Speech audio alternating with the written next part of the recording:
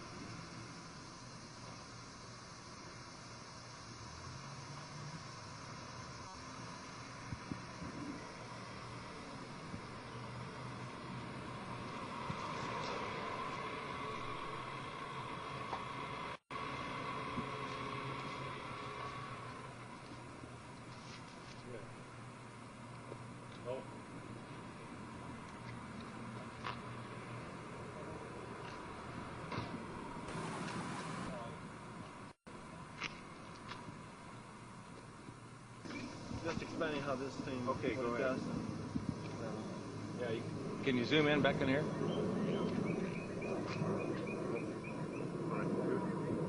Are we on? Okay. Yeah. Okay, now this is the hydrogen computer system, which was designed in order to be able to process the fuel, to produce the hydrogen gas from water and do it economically and be able to control its firing, go in the engine to allow the Volkswagen engine to run off of hydrogen. There's a lot engineering design that went into this, even though that this is our systems engineering approach. The hydrogen computer system you see here will be miniaturized down to several IC chips, which will allow us to give the economics to apply to a conventional car. Over here, there's very unique design features that had to be developed in order to develop the water fuel cell as a retrofit energy systems to conventional cars.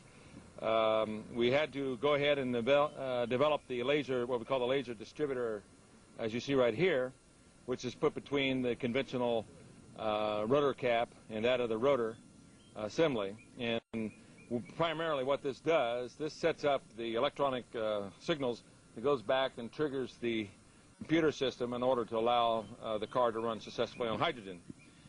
In order to run this engine off of water, we've also had to learn the ability to adjust the burn rate of hydrogen to co-equal the fossil fuels.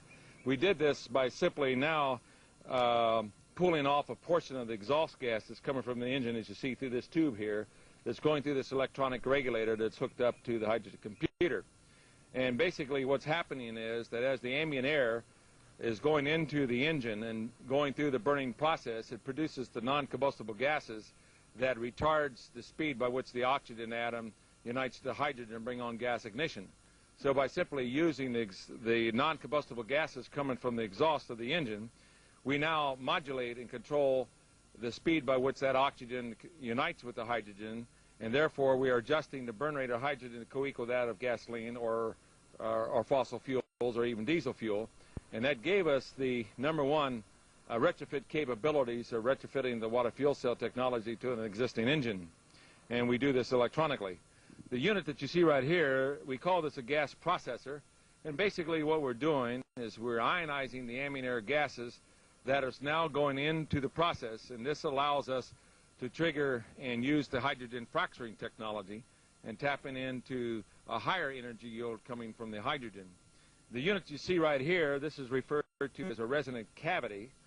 Water is now fed into the resonant cavity through this water tank, and as such, we now expose the water to a very high intense pulse voltage field and restrict the amps, and therefore the electrical polarization process now allows us to release the hydrogen economically from water. And by attenuating the voltage field, the amplitude of the voltage field, we now can control the rate of the production of the hydrogen gas on demand. So this is what's referred to as a constant demand generator. We also now extend or allow the voltage amplitude to increase even to a higher level and allow the water atoms to go into an ionization state, which gives us the ability even to produce a higher energy yield by producing more hydrogen gas on demand.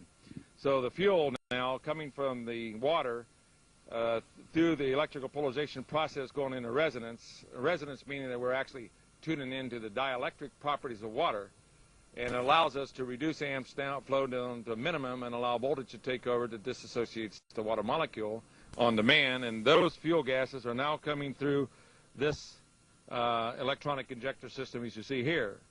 So basically we're now feeding the ionized air from the gas processor. We're now also taking the water fuel gases that are now coming from ordinary water. We are now mixing it with the non-combustible gases and the ambient air gases and regulating those control of the fluid mediums or for fluid mediums. And as a result, now we can tune in and allow this engine to run off of natural water. This system's approach, this particular unit here is referred to as the VIC, or the voltage intensified circuit technology. This is being miniaturized down to a very small, lightweight system. This is demonstrated in our systems engineering approach on the technology that we can apply it to other applications, not only in the transportation area but also in industrial applications. So it was paramount that we would demonstrate and have the technology solved for design engineering, retrofitting to existing energy consuming devices, whether it's being run in an internal combustion engine or a diesel engine or hook it to an industrial process. So all of these design interfacing technology is now being solved. We're in the latter stages of what we call the pre-engineering system, which will now allow us to miniaturize the technology once we're completed on the design applications and take it into mass production. I'll give you a classical example of this. We've also developed from this technology which we call the water fuel cell injector. And basically this injector now is a miniaturized water fuel cell or miniaturized resonant cavity. And this technology now allows us to simply replace, we can bypass this part of the system's approach and now simply replace the spark plug with the water fuel cell injector. And as a result now we can run the water up to the injector, which is now being processed and being exposed to a very high pulse voltage frequency. And as a result, as the water fuel is being going into the system, then the explosion takes place inside the cylinder. Therefore, it makes this an extremely fail-safe, operable system.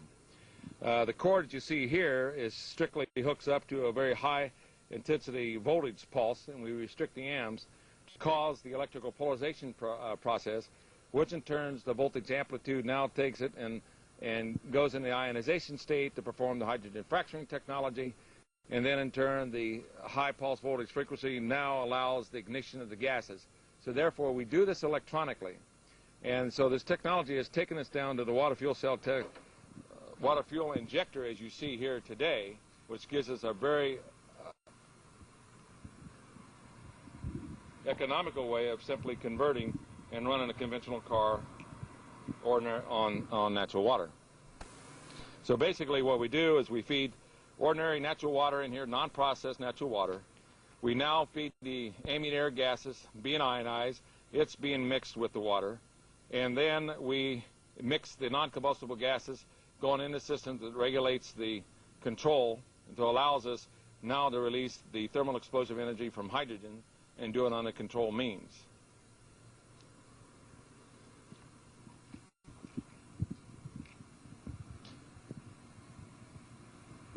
further development on the technology, centered around also the development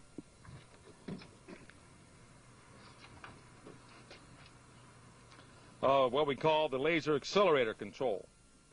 And this had to be developed in order to translate from a mechanical displacement to an electronic displacement in order to allow the hydrogen computer system to produce the gas on demand based on acceleration control.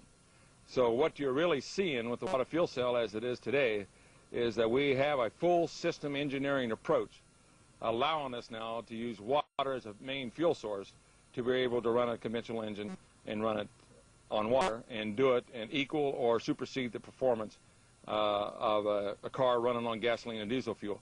Many people do not realize that when you run a car or truck on either gasoline or diesel fuel, you're actually running it on hydrogen. And all we're doing is using the hydrogen from water. And under the National Bureau of Standards figures shows that when you use water, the energy release is roughly 2.5 times more powerful than that of gasoline. So water is a very powerful fuel. And all you needed to do was solve the answers of, number one, producing the hydrogen economically, controlling it on demand, being able to adjust the burn rate of hydrogen and gas to co-equal the fossil fuels, and the third one was to be able to transport it without spark ignition. And we've solved all of these problems on the design engineering, and of course the water fuel injector, as I've shown you, now gives us the abilities to transport the water directly to the fuel injector, which is now going into the voltage zones, which now is performing the electrical polarization process that goes and triggers the hydrogen fracturing technology, but it's doing it inside the engine. So we all know that natural water is very stable, and therefore it becomes a very fail-safe operable system, as we pointed out earlier. Yeah, we talked about that. Yeah, yeah. So in a system engineering approach, in mass production, it looks like we can translate and reduce the systems approach down to a unit that costs roughly $1,500 per vehicle. For trucks, it will be slightly larger than that, below $5,000. It looks like we'll be able to reach the economics to it and use an ordinary natural water. You add nothing to the water. You don't process the water in any way. Now here's another feature to the system that everybody asks me about, is what happens to the water in the wintertime? Does it freeze up? Well, part of our technology was in the areas of development what we call a steam resonator. Now, since the unlike atoms take on opposite electrical charges, we simply use another part of our technology to restrict the Ansel voltage to take over, and therefore we agitate the water molecules, which in turn generates kinetic energy, which in turn heats the water. Now, this is phenomenal in the fact we consume very little electrical energy in order to heat the water. So there are very far-ranging advantages and features to the technology, ranging even in the areas that we now have a way of using voltage and by switching off amp flow and dealing with the environmental control areas. We're developing the technology in the areas of desalination of salt water. Whenever you have a free and abundant energy source like water, it's only limited to the imagination to put it to work. This technology is very applicable to desalination of the salt water, handling of toxic waste chemicals by high pulse voltage frequency and restrict the amps. We now can separate the molecular structure of toxic chemicals and render them useless and safe. It also takes us to the technology of combining unlike atoms that heretofore was not possible under the natural state of covalent link-up. This led us to the development of the EPG electrical generator technology, where we're able to manufacture a magnetized gas that exists at room temperature and enhance the electromagnetic field without increasing mass. So our technology since the time of the era of embargo has been very far-reaching to give us a comprehensive energy source that we literally can use anywhere into the economies and move in a bilateral movement throughout the economies of the world to bring an energy source in. And as I pointed out earlier, the pending energy crisis will confront us very quickly. We literally have the ability now of systems engineering it to mass production very, very quickly, and hopefully be able to stem off this imminent energy crisis that is now occurring. A lot of people are not aware of that Kuwait produces or manufactures the majority of aviation fuel for the world, and it's anticipated as pointed out earlier, that it's possible as much as 20% drop in aviation fuel may occur within 6 to 8 months. If that happens, then the dominoes effect will occur, and will start to trigger an energy shortage throughout the world. The same conditions that happen in the United States is also occurring in the air fields, where the natural pressure in the existing oil fields are dropping. The only difference between the U.S. and the air fields is their pressure is dropping 3 times faster than occurred in the United States. You just can't keep pulling the oil out of the ground and expect it's going to be there forever. The hourglass effect is occurring at a more faster rate now on nuclear power plants. China's opened the doors to Western technology. 25% of the population of the world wants the same goods and services that you and I have been enjoying, and that the industrial base cannot be maintained or expand without the supply and utilization of energy, of which we have very little fossil fuel left. So it's imperative that we develop a technology that we can move very quickly, and of course water was the answer to it, because water is a very free and abundant energy source. And so this technology has led us to the abilities of harnessing and using the water in this particular way, which we call the water fuel cell technology. Could you give an indication of the amount of energy stored in a gallon of water compared to a barrel of oil, for instance? Yes. As I pointed out earlier, when you separate the hydrogen and oxygen gases and go into the gas ignition process, its energy release is roughly 2.5 times that of gasoline. Now note, the reference is not 2.5 times that of fingernail polish, it's 2.5 times that of gasoline. But in the hydrogen fracturing technology, we have developed a technology, as the Lord has shown me, that by igniting the hydrogen and oxygen gases and setting up a condition by which the water molecule is prevented to form, then we now can tap into a very higher energy yield.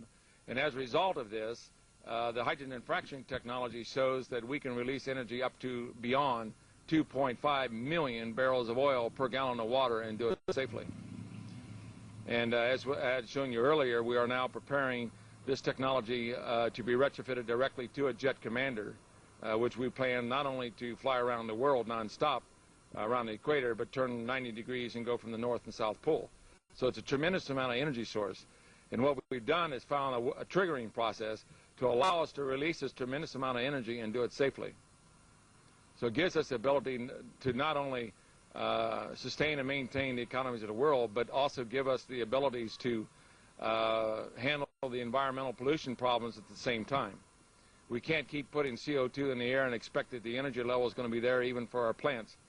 And we all talk about the greenhouse effect, but very few people come up with a viable answer to it.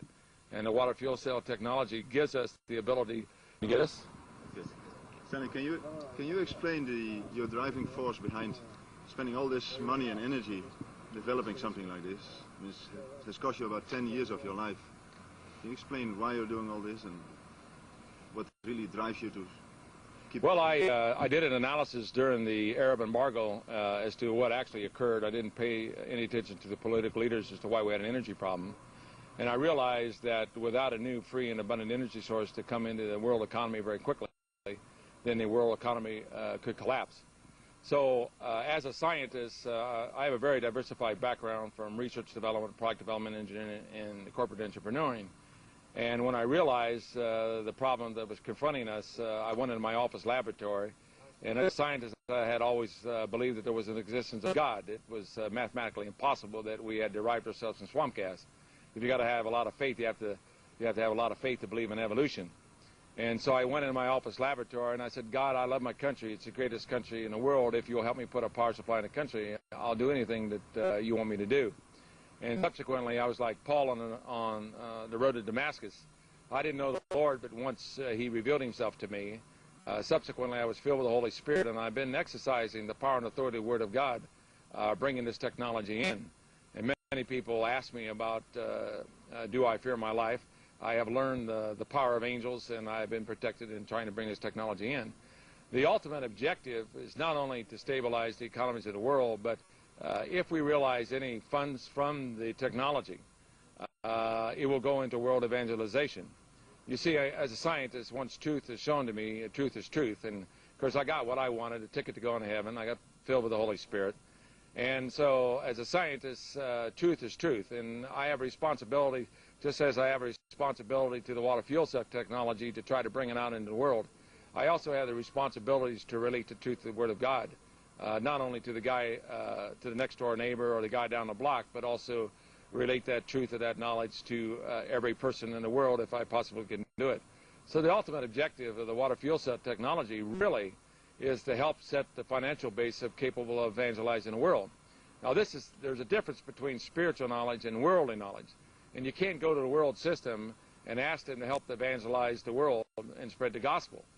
But you can go to a world system and give them a cheap power supply that's so economically, that will save them economically, and then those funds will go into the world evangelization. So the water fuel cell technology, really, the ultimate objective is to accomplish the task of evangelizing the world by giving the financial abilities to do so. And that's my ultimate and prime objective. The water fuel cell will give us the abilities to do this. Can you explain, you mentioned one Bible text in the Well, if you notice on my logo, you'll see Job 38, verse 22 and 23. And this is where the Lord is talking to Job, and he asks Job this question. He says, have you considered the treasures of snow, or have you considered the treasures of hell, which I have reserved against the time of trouble, against battle and war? Now, the interpretation of the scriptures are as follows. Is not snow the most beautiful part about water? That no one snowflake looks exactly the same as that of another? The treasures of snow is the characteristic and knowledge of water. The Lord knew that, in fact, that we would have and reach a very critical point in our history, that since we went on dependency of fossil fuels, the flow of fossil fuels may be disrupted. And as a result, the Lord specified that this knowledge of water would come out of time of great trouble. But he also specified that the knowledge would come out prior to two events. Okay, so now that you've heard how the thing functions, you explained your background, why you're working on this thing. What do you think of possible applications, and where do you think this device can be applied, in what scale, and what's the amount of energy we can get out of it? Like you talked before about converting cars, commercial airplanes. Is there any other application you think of? Oh yes, not only is this technology applicable for all modes of transportation, but it also has application in industrial processes. During the air embargo, I was called in a meeting in Columbus, Ohio with the industrial leaders, and Columbia Gas System informed us that our gas was being cut off 100%. What actually were telling us that we were going out of business. And I saw some of the most richest and most powerful industrial leaders of the state popping pills, and I thought they were going to have heart attacks. Because basically, without energy, you can't make a product. If you can't make a product, you can't make profit. If you can't make profits, you cannot pay your bills. So, as a result, the bigger you are, the harder you fall, the faster that you would go into economic bankruptcy. So, it was imperative that this technology not only be developed for the transportation areas, but also to apply to industrial applications, to be able to give energy. The technology and the hydrogen fracturing technology that gave us the abilities to go in and to protect the military integrity of the Western world. So this technology is applicable not only in those areas, but for example, during the Arab embargo, our Navy task force did not have the fuel. And so as we have the abilities now to go on the maritime applications, literally run the ships off of water as a main fuel source, and at the same time using the application is cleaning up our environment and preventing from the CO2 and the contaminants that go in the air. So we can move this technology bilateral in every aspect of the economy and do it very, very quickly. And so that leads us now into the fact that we have been developing this technology for mass production. And so once we finalize debugging of the pre-engineering unit, then we're going to translate it into a very cost-effective system by taking the technology into microchip technology, and plastic mold injection technology allows us now to move this type of technology very quickly. Matter of fact, one master mold set can produce over 11,000 units every 24 hours. That gives us abilities now to move in a bilateral movement, but to get the energy source throughout the entire world quickly, if the oil is shut off to us, either by war or by some other methods. A lot of people do not realize Saddam has the viral germ through genetic restructuring, that if he uses it, it lives off the bacteria of air and water and even of oil, and if he uses this, it's possibly that the oil could be contaminated very quickly.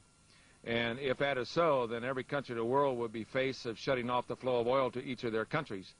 Now, without the supply of fossil fuels, within 180 to 240 days thereafter, about 1.5 billion people would be facing starvation very, very quickly because we need that flow of energy in order to maintain the industrial basis of the world. So we've designed the technology to be very flexible to use every segment of the economy and do it very quickly. So we're all in the same boat. And what we're doing is illustrating that, yes, the technology is viable. Here we do have a viable technology that we now can use water as a fuel source because water is a very free and abundant fuel source. But it's going to take you and I and the guy down the street and the people in each country to bring this technology into the marketplace to stabilize their countries. And so as a result, we are developed it under the KISS method, keep it simple, stupid, to comply with the law of economics that the guy who comes up with the cheapest way is going to win out. So by decentralizing the mass production of the system and the fabrication of the system and decentralize the installation of the system, then we should be able to move in a bilateral movement throughout all the countries of the world to get this type of technology into their countries to stabilize their economic base. If the oil is cut off by these means, or it simply is being cut off by a lack of supply of oil that's now showing. It's the same natural pressure that dropped in the airfields, as I pointed out a little earlier, is also occurring in the North Sea. The North Sea pressure has dropped by 1/3. So we all need the energy, and so therefore I feel that it's going to take the people of the world to come together and the leaders of each country to come together in one accord in order to allow this type of technology to go on to stabilize their economic basis in each respective country. Do you have any time scale for mass production set up yet? And second, do you have any organization, or you're planning an organization, international? Or? Yes, we are. I'm negotiating with many leaders of different countries of the world. But the ultimate objective is to mobilize the masses of the people in order to bring it in. This is the only way that can come in. And so as we finalize our debugging of the system and take it into mass production areas, we can do this by simply turning the technology over to many, many fabricators and people who have certain skills in the machining areas or mass production areas that will allow this type of technology to be produced very quickly. Okay. Thanks very much for this interview. Oh, my pleasure. We appreciate it very much. Thank you. You're welcome. Yeah, I'll see your red light. Out of focus is on now. Okay, go ahead. Okay, Stanley, can you give us some idea about the size of a conversion kit for a car, for instance? We see all this electronics sitting there, but I guess this is not going to be part of a future upgrade kit for a car, is it? No, basically what this was a pre-engineering unit in order to satisfy the U.S. Code of Operability on Section 35, Section 101. And it was developed as pre-engineering to show the operability of all the different operational parameters of water fuel cell. But in actuality, the entire technology you see here is really reduced down to the water fuel cell injectors you see right here. So this is the only thing that's needed for upgrading a car, or is there anything else involved? No, the water fuel cell injector, which replaces the conventional spark plug in an internal combustion engine, this is hooked up to a water tank. Basically, if you have a plastic fuel tank in your car, you simply drain out the gasoline, flush it out, fill it up with fresh water. Then the water fuel cell injector now allows the water to be transferred. The system approach allows the water to go in to the injector, which is now being processed to release the thermal explosive energy from hydrogen. The second part that's hooked up to it is what we've referred to here again as the gas processor. That's ionizing the gas to allow it to come in. So basically in retrofit, all we're doing is simply tapping off the exhaust gases from the conventional engine. We're now using the gas processor to utilize the ambient air to ionize the gases, which is now mixing with the water, which now converts it to water fuel. We allow the water fuel to go into the injector that's now plugged into our replaces your spark plug, and allows the engine now to run off the thermal explosive engine from hydrogen. So basically, all we're doing is taking the gasoline out of the tank, fill it up with water. We now replace the spark plug with the water fuel cell injector, and we now hook a small little miniaturized computer which controls and meter mixes the gases going in the engine to allow the engine to accelerate and deaccelerate. So the installation is a very small, lightweight, compact electronic control system. Okay, now the distributor. Is that going to be the same? Can I use the same distributor, or do you have a modified version, or is there anything additional to it? Can you Yes, explain we about do. that? We do modify the distributor as it's shown over here. We simply take off the conventional gas rotor cap out of a conventional engine, and we put the laser distributor in between the distributor assembly and the cap, and this now sends the signals to the computer system, which will really be a composite of several IC or integrated circuit chips that miniaturizes the hydrogen computer system. Okay. This whole hydrogen stuff, isn't it extremely explosive in the car? Is there any danger involved? What's the safety aspect of it all? No, we have actually solved the problem. There's no storage of hydrogen whatsoever. The water goes into the injector, which now allows it to go into a high pulse voltage zone, which performs the electrical polarization process. So the water is only converted into thermal explosive energy as it enters the injector. So the thermal explosive energy is now occurring inside the engine. So the electronic system is designed to regulate and control the explosion of the energy, which now co-equals that of gasoline. So it's a tremendously fail-safe, operable system. Okay, so it's safe, it's a small system. Yes. What about maintenance of the car engine itself? Do I need more maintenance? Is there a difference? Is there anything, do I have to modify anything on the maintenance schedule? No, just keep the same maintenance as you have it. Since you're releasing thermal explosive energy into the engine and you're co-equaling the burn rate of gasoline, then there's very little maintenance. If there is any maintenance at all, we developed the technology years ago that we could really impregnate the cylinder walls of the engine with Teflon, and we can even impregnate treat the bearings and literally run an engine off of the Teflon and eliminate the oil. If that occurs, then you can use a product something like Slick 50 in the engine if you would need it. But the wear factor, since it's a very clean burning fuel, hydrogen is a very clean burning fuel, then the engine oil is not contaminated under the old method of running on gasoline or diesel fuel. So it's an extremely clean burning fuel. Are we on? Yeah, the Low temper. Good, Stanley. What about the valves in the engine? The pistons, don't the pistons burn out because there's no lubrication of the lead or any other additives to the usual gas? No, the valves, have been designed very recently to operate off of non-leaded gasoline, and since we use the exhaust gases to cycle back in to modulate the burn rate of hydrogen gas, as we now control the burn rate to co-equal gasoline, then the engine temperature and operations are duplicating the same thing on gasoline or diesel fuel. So you don't change the engine in any way. And this allows us now to retrofit the water fuel cell technology to any existing engine.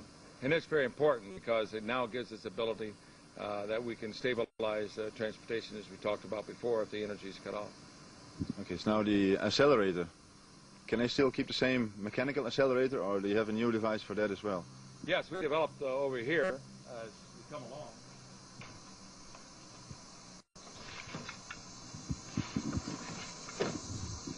We've developed the what we call a laser accelerator, as you see right here, that simply is attached to the accelerator pedal, and it as you press the pedal down, the gas pedal down, it displaces the mechanical displacement into electrical impulses, which now is fed into the micro-miniaturized computer electronics. So this gives us the abilities now to control the acceleration. This type of technology has given us the abilities to equal or supersede the performance of acceleration and deacceleration on conventional cars that's running on gasoline or diesel fuel. So the hydrogen, being 2.5 times more powerful than gasoline, gives us a tremendous amount of performance over the prior state of the art. It runs very smoothly, and it has a very unusual sensation. Generally, when you're running a car on gasoline, you have this kind of a pause.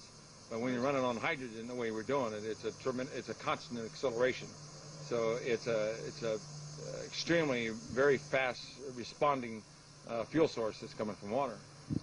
So you're claiming that performance is equal or better as a normal gasoline car? Oh yes, definitely. It'll even start up quicker. In the wintertime, you're dealing with a liquid gasoline or liquid diesel fuel, and you have problems in starting. In cold weather, you don't freeze gas atoms, and so by converting the water into instant energy, gives us the ability to start the engine very, very quickly. When you start an engine in the morning, for instance, how long does it take before you can drive away? Oh, it's an instantaneous startup. Immediately when the pulse voltage frequency hits the water, it converts it to the gas, which now produces the thermal explosive energy. So it's an instant type of start. Okay. The electronic circuit interfacing gives us the abilities to control and meter the amount of water that's going in on the start condition as opposed on a run condition. So the computer automatically adjusts between the start condition and the run condition. So electronically, we have the abilities to adjust for these parameters. And the same as a conventional car, we also have the abilities to adjust for different ambient air conditions going from sea level up into the mountain ranges. So automatically, the electronic circuitry design gives us the abilities to adjust these parameters to give us a very smooth operational performance. But what about air pressure? I mean, when you go up high in the mountains, you don't use ambient air, so it has no influence on the performance of the car. No, if you come over here,